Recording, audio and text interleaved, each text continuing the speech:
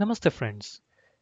Today we are going to start a new series in which we would create videos which would help you to come or to find a solution for small issues which we face when we are using MS Office packages.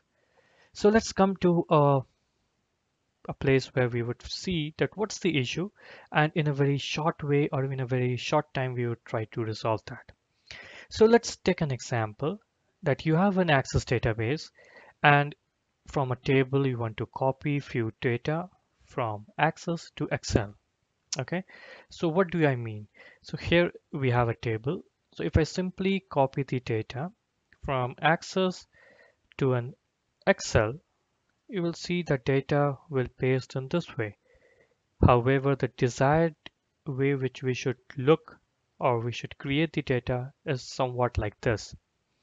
So this is the challenge which you face most of the time when you copy data from Access to Excel.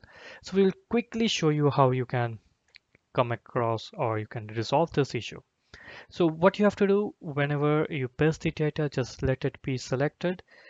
Then you can go to Home and simply do wrap text one time, and again without moving your mouse anywhere, just click on this once again, and then you will see that the data is as per the way you want it. It's in a presentable way.